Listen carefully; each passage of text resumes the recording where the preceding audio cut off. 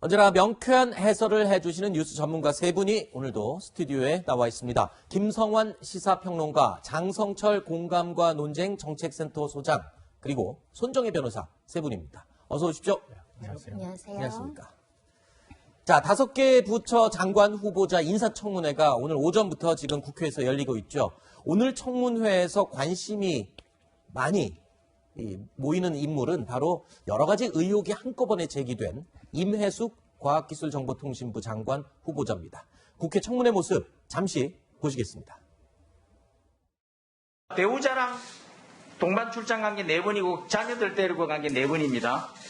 그 4번 가실 때 배우자랑 가셨을 때 같은 호텔방 숙식했습니까? 따로 잤습니까? 같은 호텔방을 썼습니다. 같은 방 썼죠? 네. 같은 방 쓰면 호텔비는 반반씩 냈습니까? 연구비에? 각자 처리하였습니다. 각자 어떻게 처리했습니까? 그러니까 방을 하나 잡았을 때는 한 명만 처리를 했고요. 그럼 한 분은 공짜로 잤네요? 그렇습니다. 그렇죠? 네. 자녀들도 마찬가지네요? 네. 연구비는 국가에서 받은 연구비죠? 국가 세금으로 무임승차한 거네요. 무임숙박, 무상숙박.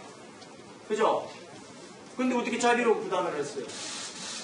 거짓말 하신 거잖아요?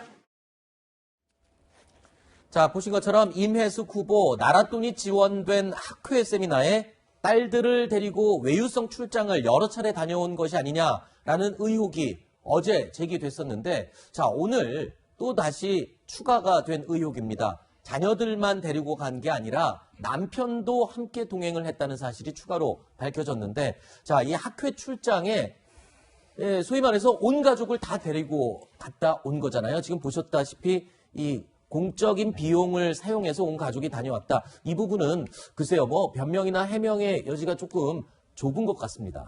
학회하러 간 건지 아니면 가족 여행을 하러 간 건지 참 헷갈립니다. 네.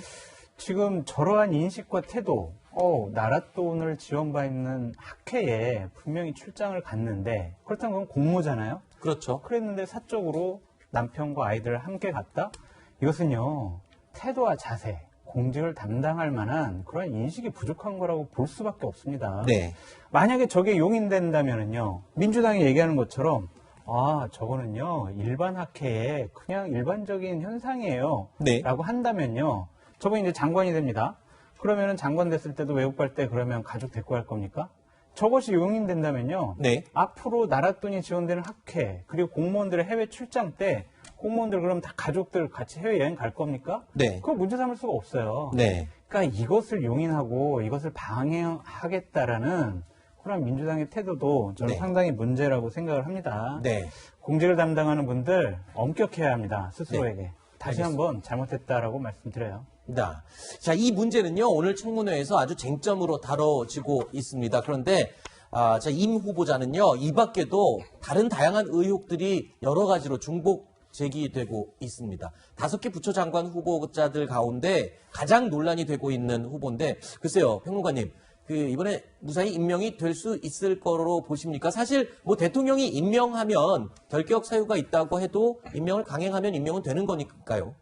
좀 상당히 부담될 것은 뭐 분명해 네. 보입니다. 그리고 인사청문회 과정을 좀 지켜봐야 될 것 같고요. 네. 그동안에 이제 야권에서 여러 가지 의혹 제기를 했거든요. 네. 예를 들면 제자 논문에 남편이 저자로 등재가 된 게 18차례나 있다. 네. 그게 일종의 이제 조교수에서 부교수로 네. 승진하는 과정에서 뭔가 도움을 얻기 위해서 그랬던 거 아니냐 이런 의혹도 있고요. 그다음에 위장전입 의혹도 제기된 상태이기도 하고, 네. 그리고 이중국적자인 딸을 건강보험에 등재해서 혜택을 보게 한다거나 등등해서 여러 가지 의혹이 지금 제기가 되고 있는 상황이거든요. 그렇죠. 그러니까 인사청문회에서 후보자가 어떻게 해명하느냐 여기에 따라 결과는 좀 달라질 수 있을 것 같은데, 네.